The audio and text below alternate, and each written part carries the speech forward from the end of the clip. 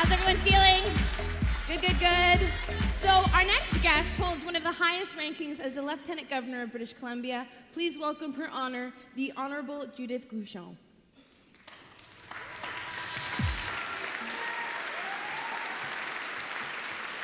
Take a seat. Can you sit there? How are you? Good. Good. So, I was losing a little bit of sleep over your title. Did I get it correct? Absolutely.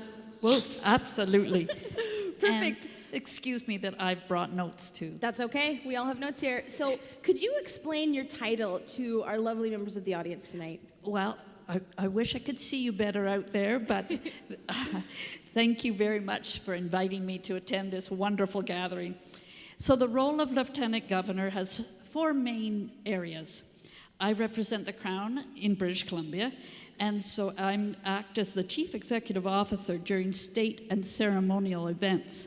I perpetuate the traditional bond between the Crown and the Canadian Forces and all other uniformed services. I also have the privilege to represent Her Majesty at certain First Nations events. And then I uphold the constitutional framework. So it's really important to have a separation between the head of state and the head of government.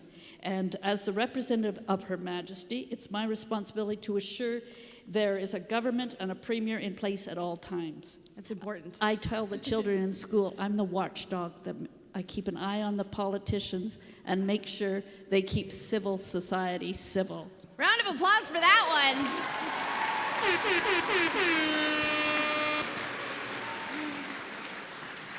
I also get to recognize wonderful British Columbians and give out awards and medals. And so those are the official duties. But on top of that, I have some priority programs of my own. And I just quickly tell you what one is. I intend to visit every valley in this province before my job is up. And we have a program that we call Stewards of the Future, where we will bring, we're presently working on bringing young people to Victoria eventually from all corners of the province to look at challenges in resource areas such as fisheries, agriculture, forestry, water, energy, and transportation. And we want to promote a holistic approach, because my background is holistic management, and to build healthy communities with healthy people on healthy land. So that's what I'm working on. That's amazing. Now, I understand that leadership in community is something that's really important to you. Could you talk to the audience a little bit about that? Absolutely important. And I think I'm preaching to the converted here today, because these young people have proved they are the coming leaders of the future just by being here at this wonderful convention. But it's so important. You know, as I travel the province, I've learned that the quality of leadership is obvious. When you go into a school, a community, a town, a city hall, you can feel it. It's in the very air. You can feel it it's just vibrant. And it's nothing to do with how new the building is or how fancy it is.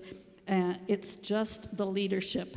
And I noticed it when I was on, I had the privilege of going to Haida Gwaii, and I was at a school in Old Masset, where even before I entered the classroom, the children greeted me and they drug me off to on their morning hike behind the school in the wooded area, and their laughter and their pride in their place was so infectious that I'm sure we could have slayed a dragon, those 5 and 6-year-olds and myself. We could have really taken on the world.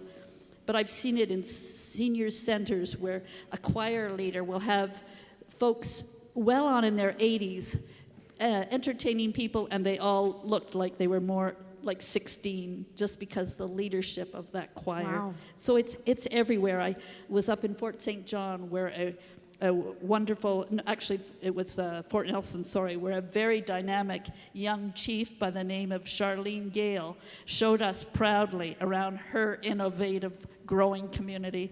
So it's that quality of leadership.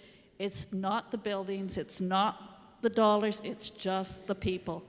And I just wanted to tell these young people something that to me is so important.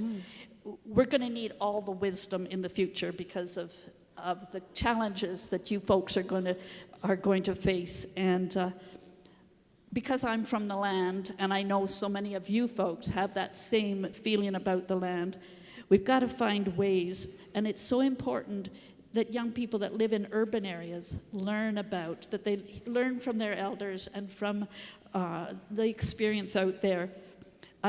There's a quote by an American soil scientist that I like to tell young people about. He said it in 1938 when he was questioned. He said, do civilizations fail because do civilizations fail when our soils fail, or do soils fail when we fail to manage our civilizations? In other words, if we don't keep civil society, if we allow strife and war, I know that nothing destroys our soils and our livelihood like that. Therefore, the challenges are that we all learn to work together and learn from our elders. You young people are going to come up with incredible solutions to the challenges of the future. It's going to be very exciting, and we will depend on, I know that we don't need every single tiny species that dwells on this planet, but I am certain that we are poorer every time we lose even one more. So I want to thank all you young leaders. You've traveled from all over this incredible province. Have a great conference, and I wish you all a great success because you have a wonderful, exciting future ahead of you. A round of applause for her honor. Thank you so much. Thank you.